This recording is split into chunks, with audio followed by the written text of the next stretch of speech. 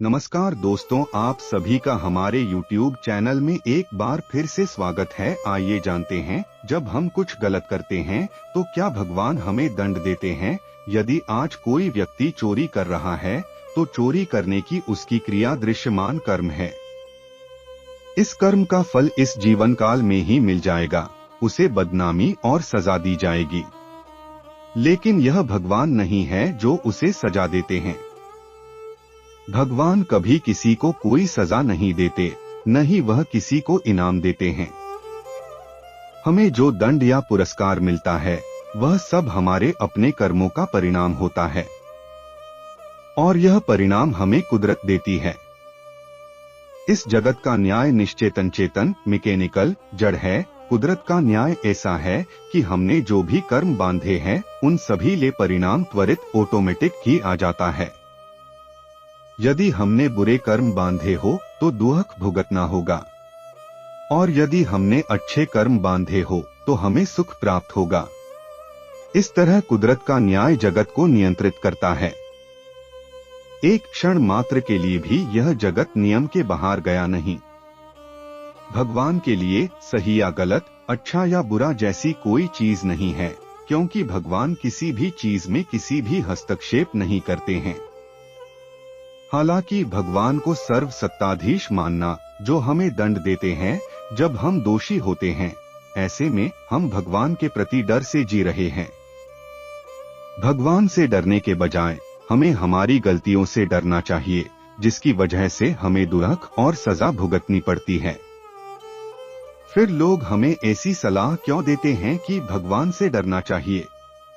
इस प्रश्न का उत्तर देने के लिए आइए हम यह समझें कि भगवान से डरने का क्या अर्थ है। भगवान से डरने का अर्थ क्या है?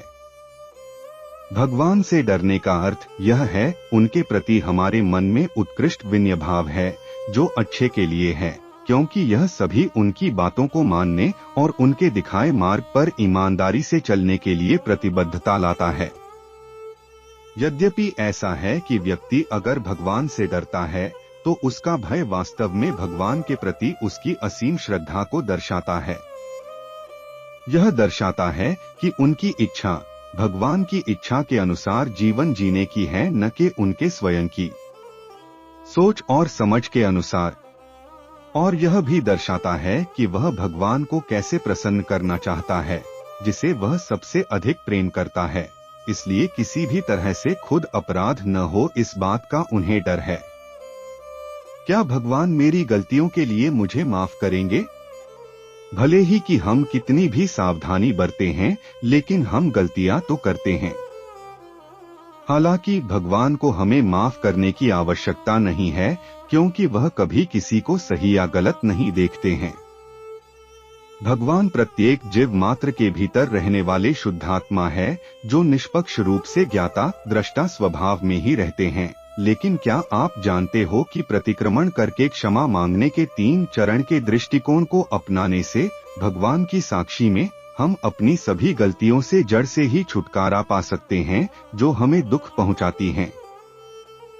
चलिए देखते हैं कैसे। कहते हैं, एक व्यक्ति को आज चोरी करनी थी।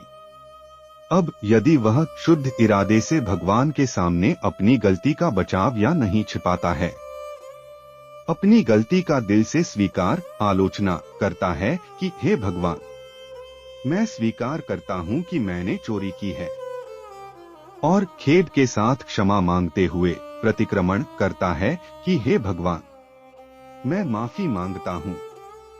ईमानदारी से भगवान से शक्ति मांगते हैं कि वह अपनी गलती को कभी न दोहराए। प्रत्याख्यान निश्चय करता है कि हे भगवान, कृपया मुझे फिर से चोरी न करने की शक्ति प्रदान करें।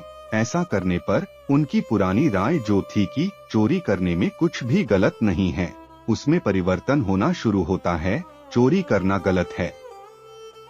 जो भी गलती की गई है वह गलत राय अभिप्राय का नतीजा है। एक अभिप्राय बदलना सबसे बड़ी उपलब्धि है। एक बार जब व्यक्ति के भीतर अभिप्राय पूरी तरह से बदल जाता है, फिर वह व्यक्ति कुदरत की दृष्टि से अपराधी नहीं रहती और कुदरत उसे दंड नहीं देती है। प्रतिक्रमण हमारे पाप कर्म के मूल में से नष्ट करने में मदद करता है। अर्थात हमारा अभिप्राय, जिसके परिणाम स्वरूप हमसे यह गलती हो जाती है। जब जड़ें ही मूल से निकल जाती है तो इसका अर्थ यह है कि हम फिर से ऐसी गलती नहीं करेंगे।